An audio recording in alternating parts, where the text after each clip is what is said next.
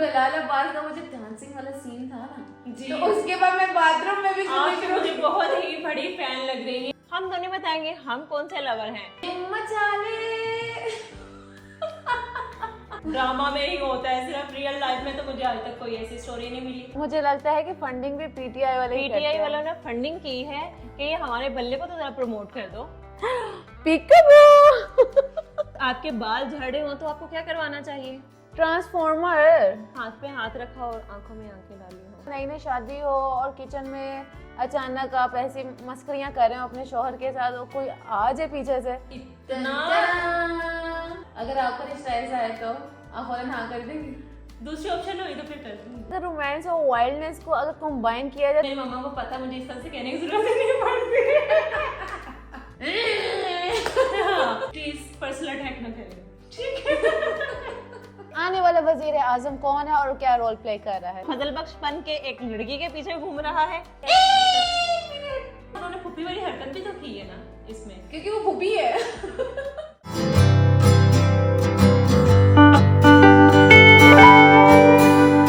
अस्सलाम वालेकुम, this is me Amreen और मेरे साथ मौजूद है मेरी पार्टनर एमन फातिमा और आप देख रहे हैं हमारा YouTube चैनल एनालिजी है ना मजे का और यूनिक नेम। और इसी तरह से हमारे इस YouTube चैनल पर आप लोगों को मिलेंगे आप लोगों के फेवरेट ड्रामास के रिव्यूज और अपकमिंग अपडेट्स। तो आज हम अपने फर्स्ट एपिसोड में करने वाले हैं आपके और हमारे हम सबके फेवरेट ड्रामा इश्क़े मुर्शिद पे होगी गुफ्तगू। इश्क़े मुर्शिद जो है वो अब तक के जितने भी ड्रामास चल रहे हैं उनमें सबसे नंबर 1 पे जा रहा है और इसके 30 मिलियन से ज्यादा इसके व्यूज आते हैं। वाओ, 30 मिलियन प्लस व्यूज इसके जा रहे हैं और पर एपिसोड के। जी अच्छा, तो आप बताएंगे इतनी ज्यादा शोहरत और पॉपुलैरिटी जो मिली है इस ड्रामा को वो किस वजह से है? आपको हमारा फेवरेट बिलाल अब्बास। बिलाल अब्बास एंड दूर फिशां की वजह से। बिलाल अब्बास और दुरे फिशा की जोड़ी किसको नहीं पसंद? आपको पसंद, हमको पसंद, सबको पसंद। बिलाल अब्बास और दुरे फिशा की जोड़ी ने तो मचाई हुई है हर तरफ धूम और उनकी धूम मचाले।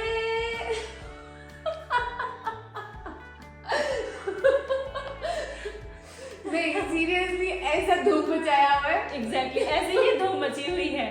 अच्छा, तो और उसके अलावा इसके ओएसटी के बारे में आपका क्या ख्याल है? यार ओएसटी में सही बताऊं, पहले तो मैं सिर्फ गारी के हद तक सुनती थी, लेकिन आहिस्ता आहिस्ता जुनून मेरा बढ़ता गया और जब फिर बिलाल अब्बास का वो जो डांसिंग वाला सीन था ना जी, तो उसके बाद मैं बाथरूम में भी आप मुझे बहुत ही बड़ी फैन लग रही है इसकी और बाथरूम में भी ये सुन रही है। ये तो मुझे पता ही नहीं था। हाँ, ड्राइविंग करते हुए तो मैंने इसको बहुत दफा सुना है, देखा है कि इसकी गाड़ी में हर टाइम बिलाल अब्बास का ड्रामा सीरियल इश्क़े मुर्शिद का ओएसटी चल आप रहा ऐसा होता क्यों है। नहीं बोलती कि मैं उनके बारे में भी बात करती हूँ? आप ये भी जिक्र कर दिए कि हर वक्त ही मैं उनके बारे में जिक्र करती रहती हूँ। जी हाँ, बिल्कुल। इतनी बड़ी फैन हूँ मैं उनकी। चले बिलाल अब्बास अगर ये वीडियो देखें तो प्लीज इनके साथ कांटेक्ट कीजिएगा। ये कितनी बड़ी फैन है। जी बिलाल अब्बास, हम आपके बहुत बड़े फैन हैं और इस ड्रामे के बाद तो मैं कहती हूँ वाकई में आपकी तारीफ करना बनता है, बहुत ज्यादा बनता है। अच्छा, और दूसरी जानिब हम दुरे फिशा की अगर बात कर लें तो दुरे फिशा की वो जो फ्लोलेस स्किन वाली लड़की है, आई लव दैट स्किन। उसकी जो स्किन है ना, क्या ये जबरदस्त स्किन है। ऐसी स्किन हर लड़की का ख्वाब है। और बात सुने, उस स्किन के ऊपर जब इनकी केमिस्ट्री वाला सीन आता है और फिर उसके बाद जहाँ पर बिलाल अब्बास कहता है और फिर वो चेहरे पे लाल घी, चिक्स पे लाल घी, जैसे लाल लाल आप बनी हुई हैं आज ऐसी ही हो जाती है दुरे फिशा।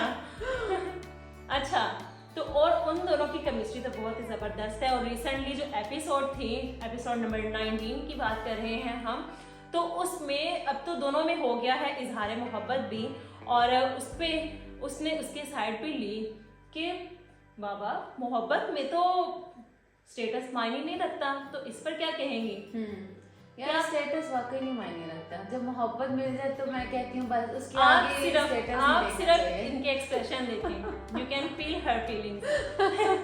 नहीं, मैं कहती हूँ स्टेटस नहीं आपको देखना चाहिए, आपको मोहब्बत देखनी चाहिए।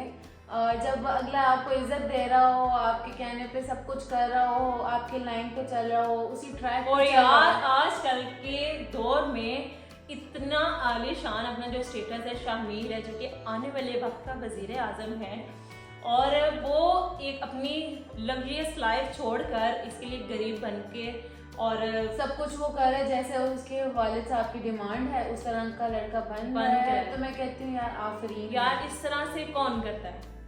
ये सिर्फ मोहब्बत ही करती है और ड्रामा में ही होता है, सिर्फ रियल लाइफ में तो मुझे आज तक कोई ऐसी स्टोरी नहीं मिली। होते हैं, आपको नहीं मिला तो इसका मतलब नहीं होते, होते हैं भाई, होते हैं।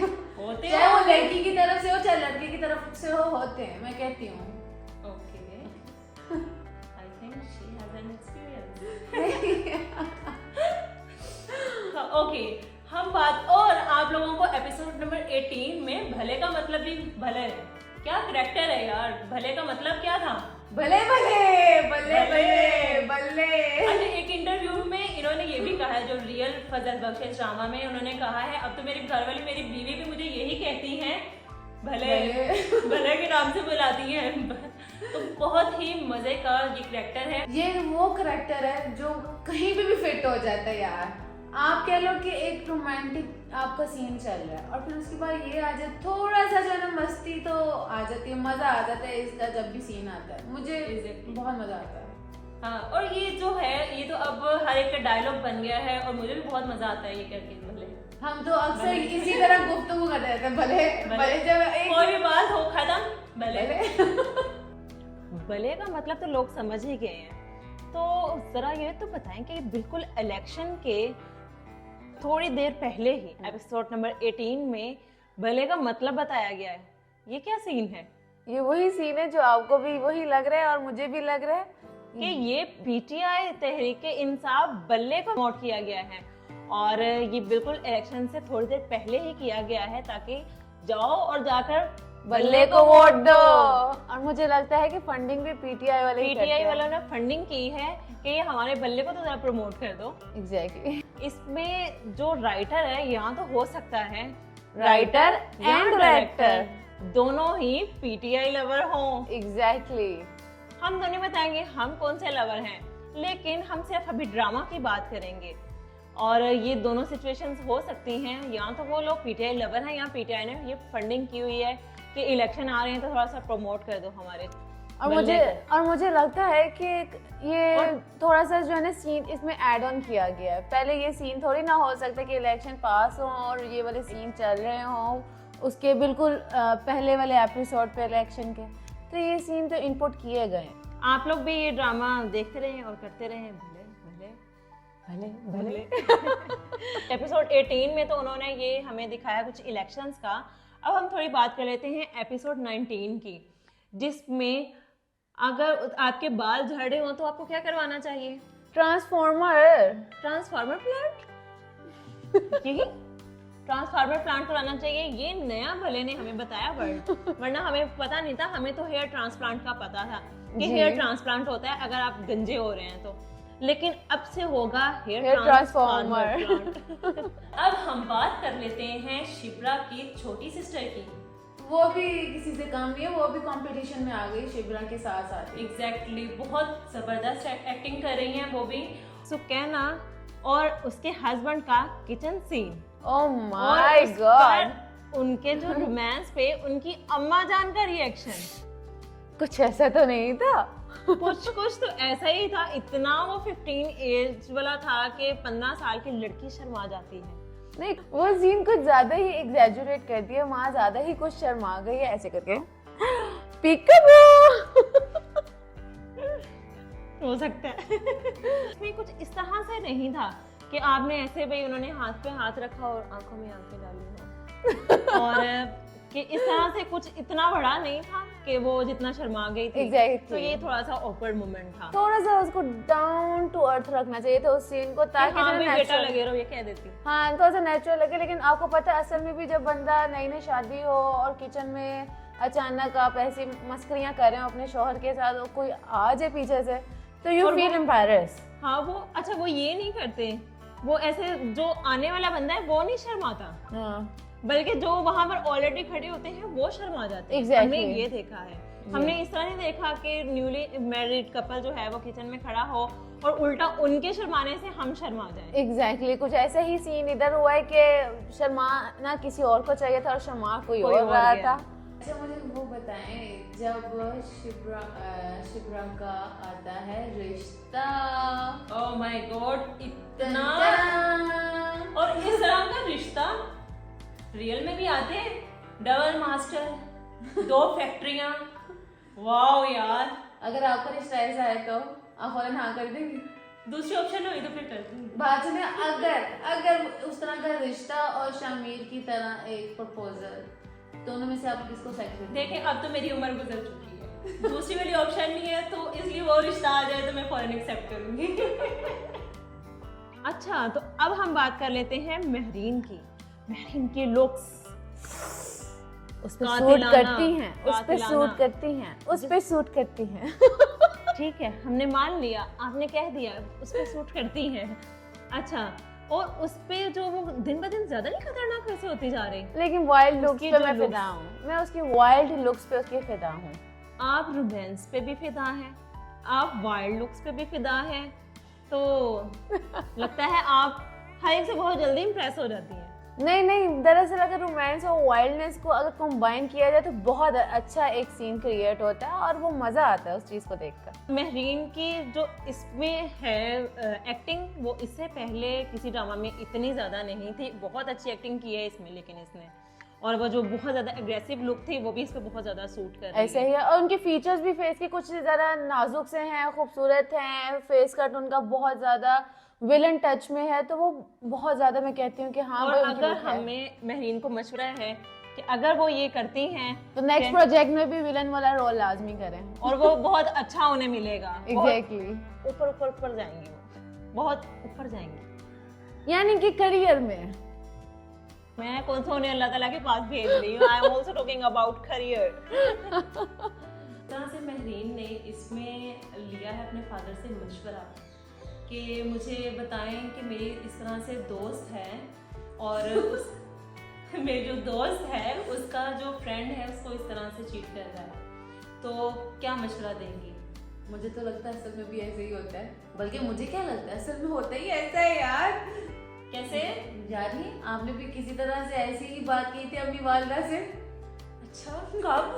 और आपको कैसे पता मैंने अपनी वालदा से ऐसे बात की आपने है? मेरे ऊपर इल्जाम लगा दिया था कि अच्छा। मेरे फलानी दोस्त की बॉयफ्रेंड ने ऐसे किया था, तो मम्मा आप क्या कहती हैं इस बारे में? अगर मैं कहूँ मेरी मम्मा को पता, मुझे इस तरह से कहने की जरूरत नहीं पड़ती। प्लीज पर्सनल अटैक न करें, ठीक है? ठीक है, नहीं करती, माफ किया आपको मैंने।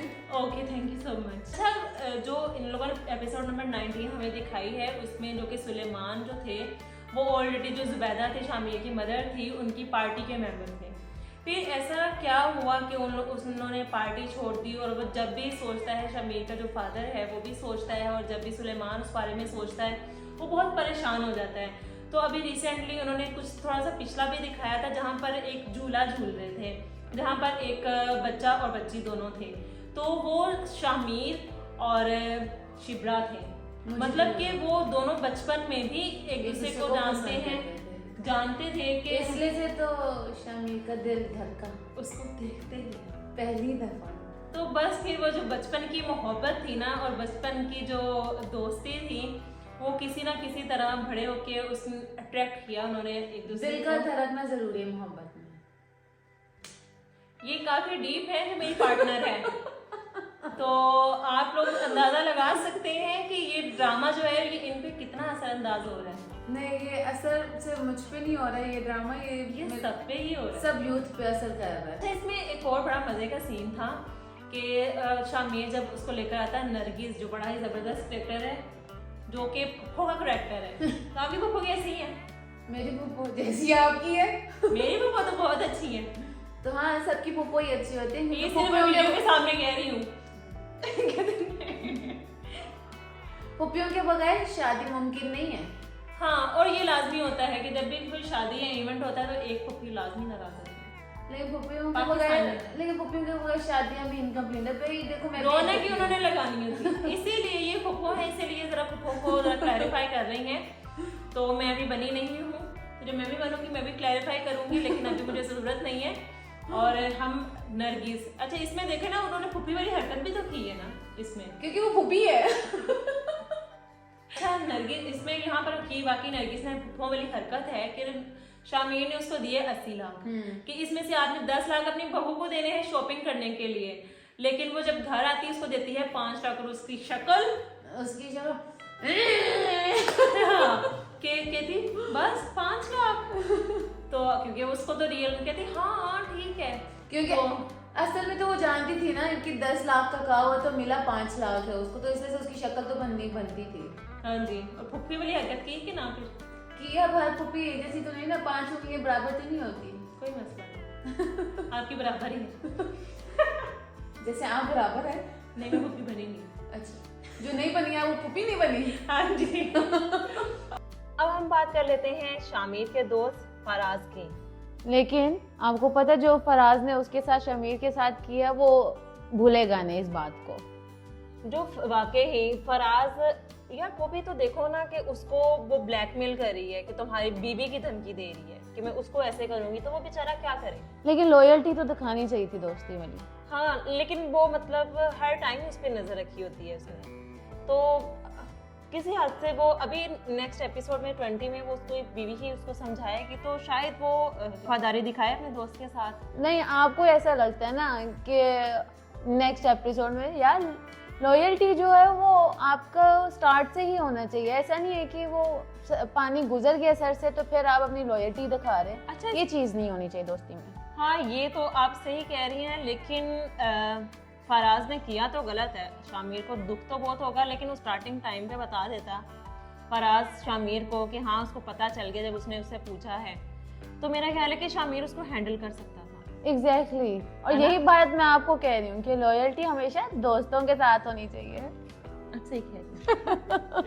अब हम बात कर लेते हैं एपिसोड नंबर 20 के ट्रेजर की कि आने वाली कहानी में, आने वाली एपिसोड में क्या होने वाला है। जी हाँ, 20 में जो महरीन है वो शिब्रा के घर पहुंच जाती है, लेकिन वो उस पे राज अभी तक खोलती नहीं है। हो सकता है खोल भी दे, लेकिन अभी ट्रेजर से हमें ऐसा कुछ लगा नहीं कि वो उसको कुछ बताएगी। एग्जैक्टली और दूसरी तरफ जो है शिब्रा का फादर जो है वो बड़े परेशान नजर आते हैं। ऐसा लगता है कि फजल बख्श असल में कौन है उनको पता चल गया। हाँ, और अगर उसके फादर को पता चल गया है तो वो मतलब पूरी फैमिली को पता चल जाएगा। और पूरी फैमिली को पता चल गया है तो यानी कि पूरी दुनिया को पता चल गया है कि आने वाला वजीर आजम कौन है और क्या रोल प्ले कर रहा है। हाँ जी, और वो फजल बख्श बन के एक लड़की के पीछे घूम रहा है जो कि आने वाला वजीर आजम है। आने वाले वक्त का वो मोहब्बत दुनिया, वो मुल्क में मोहब्बतें बांटेगा या फिर सियासत संभालेगा। इसमें एक अच्छी बात पता है क्या है? उसकी बहन की। यस, उसकी बहन को ये सारा राज पता है, और एक बंदे को राज पता होना तो वो खुद ही घर वालों को बाकियों को समझा देख लेना कि जो बहन है वो ही सब घर वालों को मनाएगी। माँ भी जल्दी मान जाएगी और अपने फादर को भी वो मना लेगी, सभी मान जाएंगे, लेकिन जो गुस्सा होगा वो तो फजल बख्श को फेस करना पड़ेगा। अगर फजल बख्श शामिर को खुद चाहिए था कि वो खुद अपना राज बता दे, जब उसको पता चल गया, अब इजहार मोहब्बत हो गई, मेरा ख्याल है अब इतना ट्रस्ट लेवल बिल्ड हो चुका था उसके और उसके घर वालों में, तो मेरा ख्याल है कि उसको खुद ही बता देना चाहिए था, उसको और रिस्क नहीं लेना चाहिए और था। मुझे लगता है वो पहले ही बता देना चाहिए था, यार इतना लंबा झूठ नहीं बोलना चाहिए। हाँ, झूठ कभी भी इतना लंबा नहीं बोलना चाहिए, और मेरे से ज्यादा, और ये मेरी क्वालिटी है कि मैं ज्यादा देर तक झूठ नहीं बोल सकती। क्या मतलब आपकी क्वालिटी है? मैं झूठ बोलना पसंद करती हूँ और या फिर मैं सुनना पसंद करती हूँ। हर बंदे की क्वालिटी होती है, आपकी क्वालिटी भी यही होगी कि यही होगी। मैं अंदाजा लगा रही हूँ, मैं कंफर्म नहीं है। हाँ जी, अंदाजा लगा रही, जैसे इनको पता नहीं है कि हाँ भाई मुझे भी झूठ से उतनी ही नफरत है जितनी आप सबको है। हाँ, तो काइंडली अपने जब पार्टनर आप रिलेशनशिप में आ जाते हैं, इजहार मोहब्बत हो जाता है, तो अपने पार्टनर से कम झूठ ना बोलें। और इस तरह के जो राज हैं, अगर आप बहुत ज़्यादा डर रहे हो कि पता नहीं क्या हो जाएगा, अब होना तो है ही है, वो चाहे थोड़ी देर बाद हो चाहे थोड़ी देर पहले हो, होना तो है ही, तो रिस्क ले ले। और आप भी अपने पार्टनर के साथ अगर कोई झूठ बोल रहे हैं तो वो झूठ जो है वो ना बोलें, उसको उस राज को उनको खोलें। हाँ, तो हमारा मैसेज आप लोगों को यही है कि ये ड्रामा हमारे लिए और आप सबके लिए एक लेसन भी होना चाहिए। सिर्फ इसमें आपने मोहब्बत नहीं देखनी, उन दोनों की केमिस्ट्री नहीं देखनी और उनको अपने अंदर इनपुट नहीं सिर्फ करना है इन चीज़ों को, बल्कि इसमें से पॉजिटिव चीज़ें भी आप निकाल सकते हैं, जैसे कि जो इसके रोमांस पे नहीं रहना। एग्जैक्टली आपने इसके रोमांस पे नहीं जाना, आपने इसमें से पॉजिटिव चीज़ें निकालनी है, जैसे कि आपको झूठ प्रोलॉन्ग नहीं करना चाहिए। अगर आपने कभी बोला भी है उसको टाइमली आप एक्सप्रेस कर दें, उसको खोल दें उस शख्स के सामने कि हाँ भाई मैंने इस टाइम झूठ बोला था। एग्जैक्टली। मजीद अपने फेवरेट ड्रामास के रिव्यूज और अपडेट्स के लिए हमें देखते रहिए, हमारा यूट्यूब चैनल देखते रहिए। अगली वीडियो में मुलाकात होती है। What happened, Iman? आप सिर्फ रिव्यूज क्यों कहते हैं? हम शुगर भी तो करते हैं, हम देखने वालों को एंजॉय भी करवाते हैं। Like enjoy in a sense कि हम उनको मजे मजे की बातें थोड़ी सी बताते हैं, साथ फिर उनकी राय लेते हैं और फिर चाट मसाला भी स्प्रिंकल करते हैं। तो वो भी आप डिस्कस किया करें ना। आप ये जो कह देती है बहुत ड्राई से आप कह देती हैं रिव्यूज।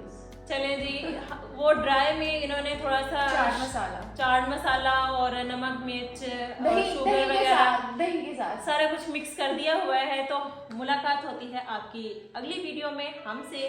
तब तक के लिए हमें इजाजत दें। अल्लाह हाफिज।